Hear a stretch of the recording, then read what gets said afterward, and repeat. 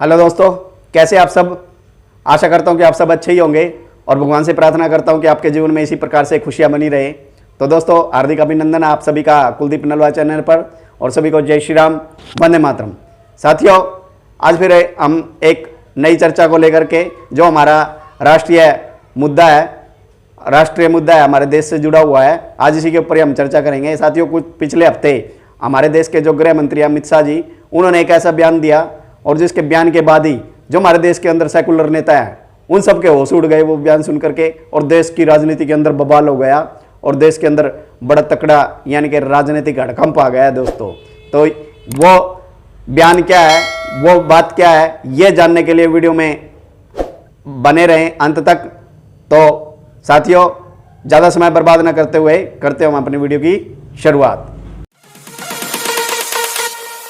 साथियों, मैं आप सबका बड़ा ही आभारी हूं, और आप सबका प्यार, आप सबका सहयोग इसी प्रकार से मिलता रहे।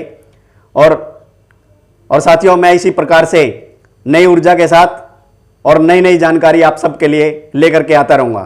तो साथियों, आज क्या है कि आज की जानकारी में क्या है दोस्तों, अभी कुछ दिन पहले हमारे देश के जो गृह मंत्री हैं, उन्होंने भोपाल के अंदर बीजेपी की बैठक के दौरान उन्होंने एक बयान दिया। उन्होंने कहा कि जो देश का जो हमारा यानी कि जो मुद्दा था कि जैसे कि 370 धारा 370 को समाप्त कर दिया गया, राम मंदिर का फैसला भी हो गया, और ट्रिपल तलाक को भी समाप्त कर दिया गया, और नागरिकता संशोधन कानून को भी लागू कर दिया गया। तो अब बारी है कॉमन सिविल कोड की। तो साथियों, जैसे ही अमित शाह जी ने यह बयान दिया तो भारत की राजनीति के अंदर बवाल हो गया, और कांग्रेस, कम्युनिस्ट, वामपंथी दल, अन्य सेकुलर नेता जितने भी थे, उन सब के होश प्रस्त हो गई ये बात सुनते ही। और इधर से जो यूपी के उप मुख्यमंत्री थे, उन्होंने भी ये बयान दिया कि एक देश के अंदर एक कानून लागू होना चाहिए, और यूपी सरकार कॉमन सिविल कोड को लेकर के गंभीर है, और इस पर जल्दी फैसला लिया जाएगा। तो उधर से हरियाणा के अंदर भी इस पर चर्चा शुरू हो गई दोस्तों। तो इसी के साथ ही दोस्तों, वास्तव में ये मुद्दा है क्या। तो साथियों, वास्तव में ये मुद्दा है क्या कि साथियों, जब हमारे 2019 के अंदर जब लोकसभा इलेक्शन थे, तो लोकसभा चुनाव के दौरान बीजेपी ने अपने घोषणा पत्र के अंदर 4 राष्ट्रीय मुद्दों को शामिल किया दोस्तों। वो 4 राष्ट्रीय मुद्दे कौन कौन से थे? राम मंदिर का फैसला, आर्टिकल 370 को हटाना, और सिटीजनशिप अमेंडमेंट एक्ट बिल को लेकर के आना, और कॉमन सिविल कोड को लागू करना। यानी कि इस प्रकार के ये 4 मुद्दे बीजेपी ने अपने घोषणा पत्र के अंदर लागू किए, शामिल किए थे दोस्तों।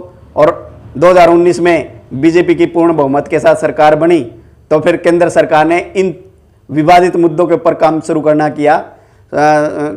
किया। तो 3 विवादित मुद्दों को बीजेपी ने समाप्त भी कर दिया, जैसे कि राम मंदिर का फैसला भी हो गया, और आर्टिकल 370 को भी समाप्त कर दिया, और सिटीजनशिप अमेंडमेंट एक्ट बिल भी पास हो गया।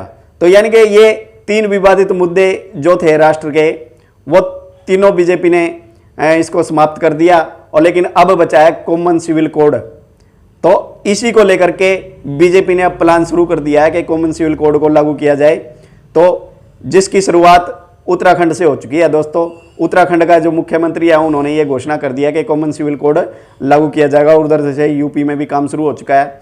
तो साथियों, जैसे ही बीजेपी ने इस पर काम शुरू करना शुरू कर दिया, तो साथियों, इसके ऊपर बहुत समय से ही विवाद चला आ रहा है। कॉमन सिविल कोड को लेकर के बहुत दिनों से ही चर्चा में है ये। और जो सुप्रीम कोर्ट है, हाई कोर्ट है, इन्होंने भी कई बार इस बात पर बोला कि भाई कॉमन सिविल कोड को लागू किया जाए। और भारत का जो संविधान है, संविधान के अंदर भी ये बात लिखी है कि कॉमन सिविल कोड को लागू किया जाए। तो ये जो कॉमन सिविल कोड का जो विवाद था, ये कब ज़्यादा विवाद में आया, इसके पीछे एक छोटी सी कहानी है, शाहबानो प्रकरण।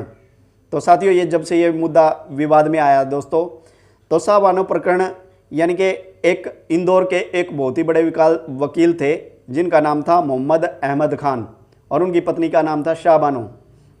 तो 1975 के अंदर वकील साहब ने क्या किया कि एक छोटी सी उम्र की लड़की के साथ शादी कर ली और जो पत्नी उनके साथ शाहबानो जो 43 साल से उनके साथ रह रही थी और उनको 3 तलाक देकर के 5 बच्चों के साथ घर से बाहर निकाल दिया। अब शाहबानो के पास अब आर्थिक संकट खड़ा हो गया तो उसने क्या किया, उसने अपने पति के खिलाफ अदालत के अंदर मामला दर्ज कर दिया गुजारा भत्ता के लिए कि भाई मुझे मेरे पति से भाई मेरे को आर्थिक मदद दिलाई जाए। तो उसके लिए कोर्ट के अंदर ये मामला चला गया तो हाई कोर्ट ने शाहबानो के पक्ष में फैसला दे दिया। तो फिर वकील साहब थे जो, उन वकील साहब ने क्या किया कि उन्होंने सुप्रीम कोर्ट में ये मामला दर्ज कर दिया कि भाई ये जो फैसला कोर्ट ने दिया है ये फैसला हमारे इस्लाम के खिलाफ है।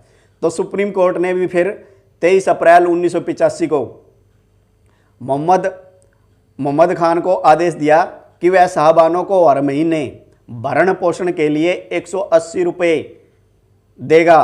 सुप्रीम कोर्ट के इस फैसले से मुस्लिम पर्सनल लॉ बोर्ड तिलमिला उठा और मुस्लिम कट्टरपंथियों ने सुप्रीम कोर्ट के इस फैसले को इस्लामी मामलों में एक दखल करने देने का आरोप लगा दिया सुप्रीम कोर्ट के ऊपर। और फिर उन्होंने सुप्रीम कोर्ट यानी कोर्ट के खिलाफ प्रदर्शन शुरू करने आरंभ कर दिए प्रदर्शन करने। और फिर 1986 के अंदर उन्होंने धमकी दी सरकार को भी, उस समय की जो कांग्रेस की सरकार थी और राजीव गांधी जी भारत के प्रधानमंत्री हुआ करते थे, तो देश के अंदर आंदोलन करने का उन्होंने धमकी दी मुस्लिम कट्टरपंथियों ने भी ये जो कोर्ट का जो ये फैसला है ये हमारे इस्लाम के खिलाफ आया है। तो इसलिए तो 1986 के अंदर क्योंकि कांग्रेस की पूर्ण बहुमत के साथ सरकार थी तो राजीव गांधी जी ने क्या किया कि जो सुप्रीम कोर्ट का जो फैसला था उसको प्रस्ताव पास करके उसके यानी कि सुप्रीम कोर्ट के फैसले को ही पलट दिया, यानी कि उसको समाप्त कर दिया, उसको रद्द कर दिया। तो इस प्रकार से तब से ये मामला यानी कि देश के अंदर ये कॉमन सिविल कोड की मांग शुरू हो गई, क्योंकि अदालत ने भी ये बोल दिया, सुप्रीम कोर्ट ने भी ये बोल दिया कि भारत के अंदर जल्द से जल्द कॉमन सिविल कोड को लागू किया जाए। तो साथियों, अब ये कॉमन सिविल कोड यानी कि समान नागरिक संहिता कानून क्या है, अगर हम इसको साधारण भाषा में समझने का प्रयास करें तो दोस्तों इसका मतलब यह है कि भारत में रहने वाले हर नागरिक के लिए एक समान कानून, फिर वो चाहे व्यक्ति किसी भी धर्म या किसी भी जाति से क्यों ना हो। समान नागरिक संहिता कानून से शादी, तलाक और जमीन जायदाद के बंटवारे में सभी धर्मों के लिए एक ही कानून लागू होगा। समान नागरिक संहिता कानून एक पंथ निरपेक्ष कानून होगा जो सभी धर्मों के लिए समान रूप से लागू होगा। अभी भारत में, हाँ साथियों, अभी जो भारत के अंदर जो लागू है दोस्तों, मुस्लिम, ईसाई और पारसी का पर्सनल लॉ लागू है। तो संविधान में भी समान नागरिक संहिता को लागू करने की बात कही गई है दोस्तों। जो संविधान का चौथा भाग है उसके अंदर 44वां अनुच्छेद है, उसके अंदर यह कहा गया है कि यह राज्य का काम है समान नागरिक संहिता लागू करने का, यानी कि राज्य इसको लागू कर सकता है, समान नागरिक संहिता को लागू करेगा राज्य।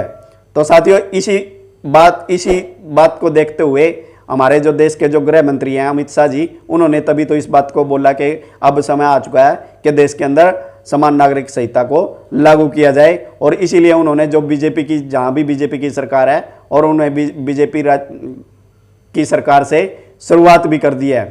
तो ये थी दोस्तों आज की जानकारी, और ये बड़ी अहम जानकारी थी साथियों, क्योंकि हमें हमारे जो राष्ट्रीय मुद्दे हैं उनके बारे में हमारे को जानकारी होनी बहुत ही ज़रूरी है। तो इसीलिए आशा करता हूँ आप सभी को ये जानकारी अच्छी भी लगी होगी साथियों, और मैं इसी प्रकार से नई नई जानकारी आप तक लेकर के आता रहूँगा।